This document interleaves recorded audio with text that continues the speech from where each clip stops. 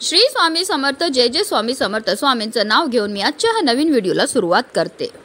हिंदू धर्मात पितृपक्षाचे विशेष महत्त्व आहे. पितृपक्षाला श्राद्ध पक्ष असेही म्हणतात. यंदा भाद्रपद महिन्यातील शुक्ल पक्षाच्या पौर्णिमेपासून म्हणजेच 7 सप्टेंबरपासून पितृपक्षाला सुरुवात होत आहे.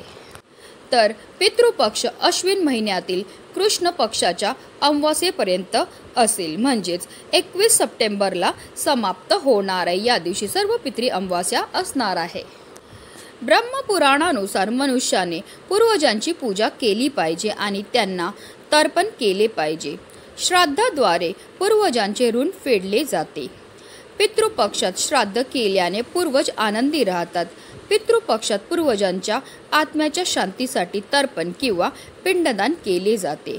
पितृपक्षात मृत्यूच्या तारखेनुसार श्राद्ध केले जाते. जर मृत व्यक्तीची मृत्यूची तारीख माहिती नसेल तर अशा परिस्थितीत अमावास्येला म्हणजे सर्व पितृ अमावास्येला श्राद्ध हे केले जाते. धार्मिक श्रद्धेनुसार जर पूर्वज आनंदी असतील तर जीवनात समृद्धी आणि संपत्ती येते. पण जर पूर्वज रागावले तर त्या व्यक्तीचे जीवन अडचणींनी भरलेले असते.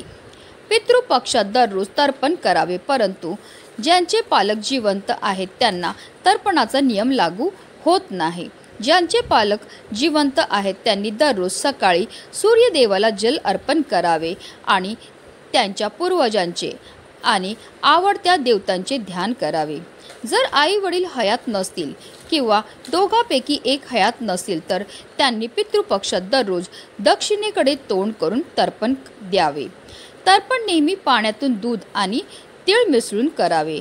पितृपक्षात गायीसाठी चारा किंवा अन्न तयार करावं. पहिली भाकरी गायीला खायला द्या. असे केल्याने देवी देवताचा आशीर्वाद मिळतो. शास्त्रामध्ये असे म्हटले आहे की पितृपक्षात पूर्ण भक्तीने गायीला चारा खाऊ घातल्याने श्राद्ध कर्माचे पूर्ण फळ मिळते आणि पितरही संतुष्ट होतात. पितृपक्षात दररोज सकाळी आणि संध्याकाळी दक्षिणेकडे तोंड करून पूर्वजांच्या नावाने दिवा लावावा. असे मानले जाते की पितृपक्षात पूर्वज दक्षिण दिशेकडून पृथ्वीवरील त्यांच्या नातेवाईकांकडे येतात. श्रद्धा या शब्दापासून श्राद्ध हा शब्द निर्माण झाला आहे. इहलोक सोडून गेलेल्या आपल्या वाडवडिलांना आपल्यासाठी जे काही केले त्याची परतफेड करणे अशक्य असते. त्यासाठी जे पूर्ण श्रद्धेने केले जाते ते श्राद्ध होय. पूर्वजांमध्ये देवताप्रमाणे वरदान आणि शाप देण्याची क्षमता असते असा उल्लेख गरुड पुराण आणि कठोपनिषद यासारख्या ग्रंथांत आढळून येतो. त्यामुळेच पूर्वजांना प्रसन्न ठेवण्यासाठी, कुटुंबातील सुख शांती समृद्धी कायम राहण्यासाठी आपल्याला आपल्या पितरांच्या नावाने पूजा, सेवा आणि दान हे करायचं आहे. पण पितृपक्षामध्ये तुम्ही काही नाही केलं तरीही चालेल, पण पितृपक्षामध्ये आपल्याला कावळ्याला घरापुढे खायला ही एक वस्तू ठेवायची. ही वस्तू ठेवल्यामुळे आपले पितृ आपल्यावर प्रसन्न होणार आहेत आणि आपल्याला ते सुखी संसाराचा आशीर्वाद देणार आहेत. त्यांच्या कृपेने आपल्या जीवनामध्ये असणारा प्रखरातला प्रखर पितृदोष दूर होणार आहे. अतिशय प्रभावी अशी ही सेवा आहे, ज्याबद्दल सविस्तर आणि महत्त्वाची अशी माहिती मी तुम्हाला या व्हिडिओमध्ये देणार आहे की तो घास आपल्याला कधी ठेवायचा आहे, कुठे ठेवायचा आहे, कोणत्या वेळेत ठेवायचा आहे. म्हणूनच व्हिडिओ पूर्ण पहा आणि जर चॅनलवर नवीन असतील तर चॅनलला सबस्क्राईब करा आणि शेजारी बेल आयकॉन सुद्धा प्रेस करा. पितृपक्षाच्या काळात सर्व पूर्वज पृथ्वीवर राहतात आणि त्यांची मुले त्यांच्यासाठी श्राद्ध, नैवेद्य किंवा पिंडदान इत्यादी करतील अशी त्यांची अपेक्षा असते. यापैकी काही केल्याने ते तृप्त होतात आणि आशीर्वाद देऊन परत जातात. जे लोक आपल्या पूर्वजांना संतुष्ट करत नाही त्यांना शाप मिळतो असे मानले जाते, ज्यामुळे त्यांच्या जीवनात अनेक प्रकारच्या समस्या निर्माण होतात. हिंदू धर्मग्रंथानुसार पूर्वजांच्या सदोष कर्माची फळं त्यांच्या वंशजांना भोगावी लागतात. यालाच आपण पितृदोष म्हणतात. ज्योतिषशास्त्रात आपल्या जीवनात अनेक प्रकारचे दोष असतात. त्यापैकी एक म्हणजे पितृदोष, ज्या व्यक्तींच्या पूर्वज सुखी नसतात त्यांच्या कुंडलीत हा दोष तयार होतो.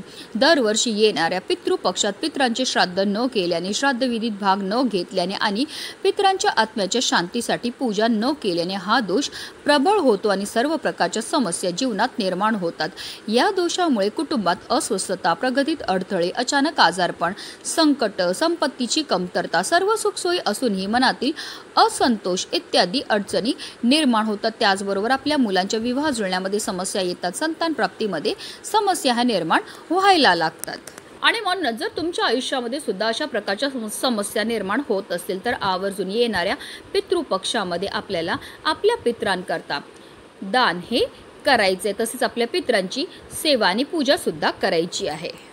असं म्हटलं जातं की पितृपक्षामध्ये आपले पित्र मृत्यू लोकातून या भूतलावर येतात. ते कावळा, कुत्रा, गाय या रूपामध्ये असतात आणि ते आपल्याला पाहत असतात की आपण त्यांच्याकरता कोणते दान किंवा कोणत्या सेवा ह्या करत आहेत. श्राद्धाच्या वेळेस ब्राह्मण आणि पितरांना भोजन देण्याबरोबरच कावळ्याचा एक भागही बाहेर काढला जातो. असे म्हटले जाते की कावळ्यांना भोजन दिल्याने श्राद्धविधी पूर्ण होते आणि पितरांच्या आत्म्याला शांती मिळते. पौराणिक मान्यतानुसार पितृपक्षात पितर कावळ्याच्या रूपात पृथ्वीवर येतात. त्यामागे एक पौराणिक कथा आहे, अगदी तुम्हाला थोडक्यात सांगून देते. इंद्राचा मुलगा जयंत हा कावळ्याचे रूप धारण करणारा पहिला होता. ही कथा त्रेतायुगाशी संबंधित आहे. जेव्हा भगवान श्रीराम पृथ्वीवर अवतरले होते त्यावेळी जयंतने कावळ्याचे रूप धारण करून माता सीतेच्या पायाला चोच मारली. तेव्हा भगवान श्रीरामांनी जयंतच्या डोळ्यावर बाण मारला.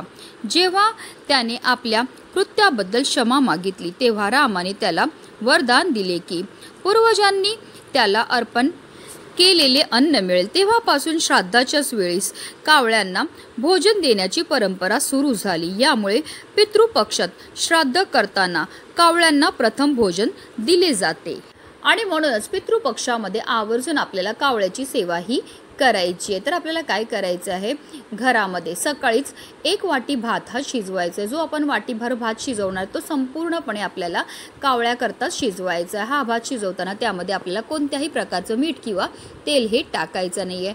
भात शिजून झाल्यानंतर आपल्याला एका पेपर प्लेटवर किंवा एखाद्या द्रोणमध्ये आपल्याला हा भात जो आहे तो काढून घ्यायचा. भात थंड झाला की त्यावर आपल्याला थोडंसं दही टाकायचं आहे.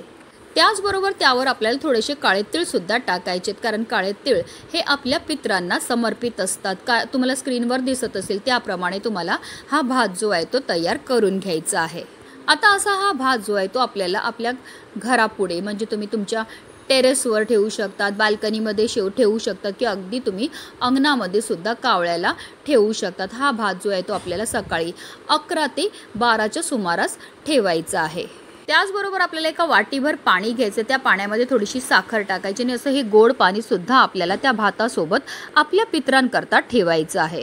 असं गोड पाणी आपल्या पितरांकरता ठेवल्यामुळे आपले पित्र हे तृप्त होत असतात. भात आणि पाणी ठेवून झाल्यानंतर आपल्याला जर आपल्या पितरांचं नाव माहिती असेल तर नाव घ्यायचं, नाही नाव माहिती असेल तर ओम पितृदेवाय नमः या मंत्राचा 108 वेळा आपल्याला जप हा करायचा आहे.